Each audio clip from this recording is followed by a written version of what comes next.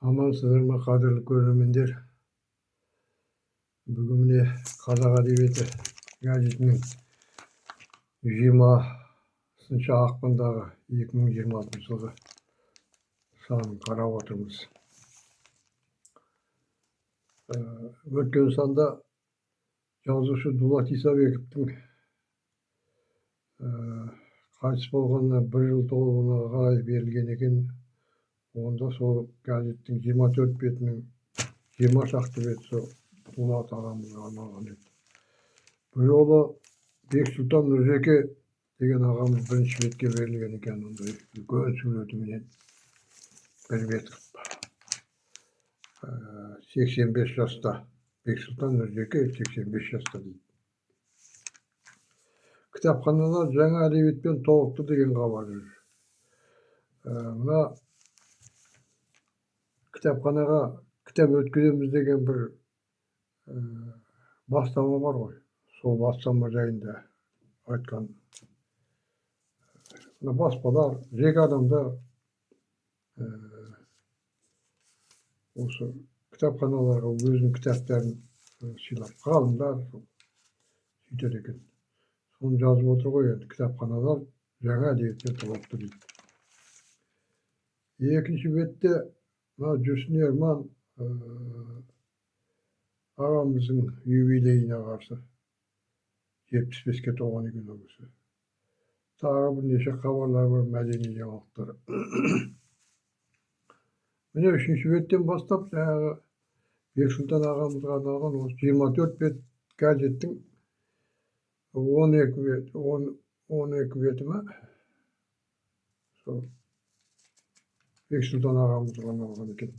Аталы сөз ата қазақтың игілігі дейді. Нұрлан Ораза дейді.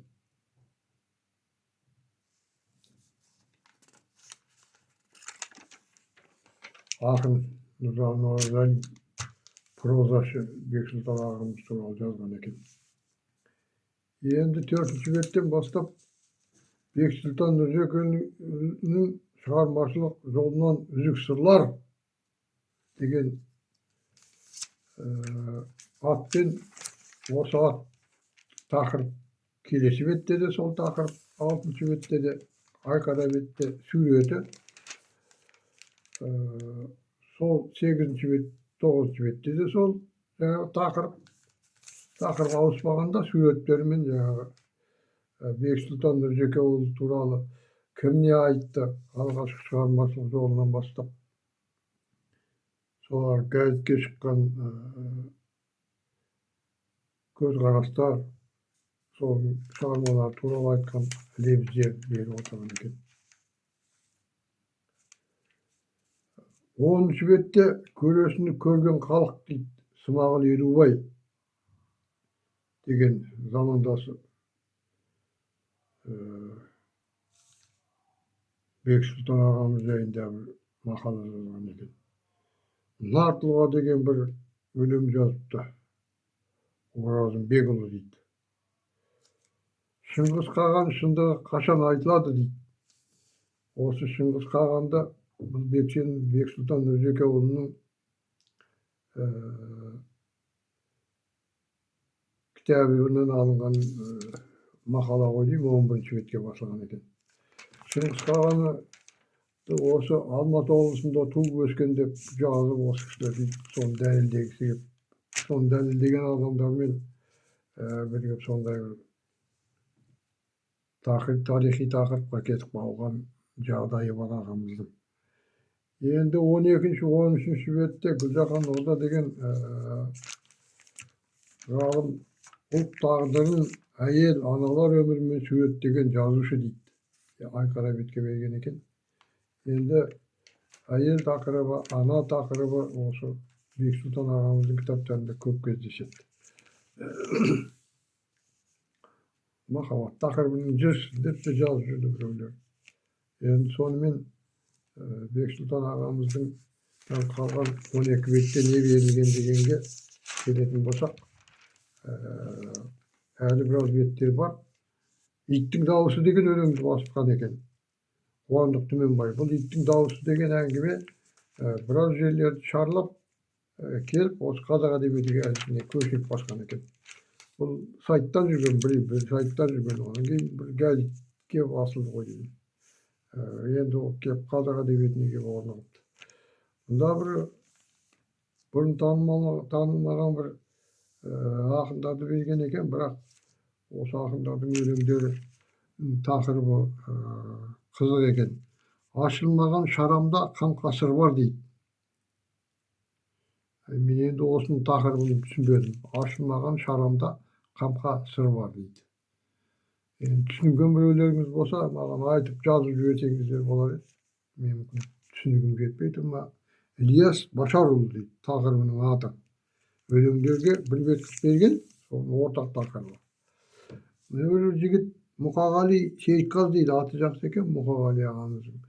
Өлең өмір таба алмай жүр бабымды дейді. Өлең өмір таба алмай жүр бабымды дейді. Бұның да мағынасы бір түрлі әсер етер екен адамға. Біздің түсінгеніміз бойынша өлең өмірге айналып менің бабымды табу керек деген сияқты бір мағынада айтылады. Шын мәнінде ақын өлеңнің бабын табу керек қой. Өлең неге ақынның бабын табу керек, осындай бір логикалық қайшылық бар да осы тақырыптарда.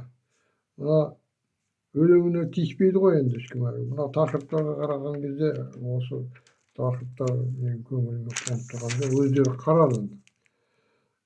Күлзия Пірәлі деген бір ғалым, доктор наук, өнерден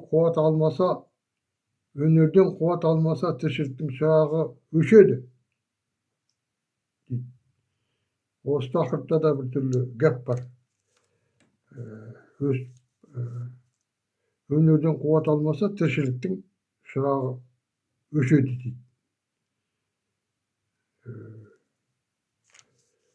Осындай тақырыппен Ханипа деген апайымыз жайлы, Ханипа Мәдібай деген апайымыз жайлы, ол кісі де доктор екен, Айқара бетке сол кісінің еңбегін жазған екен. Тайталас тағдыр дейді. Мынау баяғыдағы министр болған ағамыз жайлы бір мақала. Осындай міне зиялы дейді. Маралтай деген ақынның бір мақаласы. Осы енді қазақ әдебиетінің 24 беті осыменен тәмам болып қалған екен.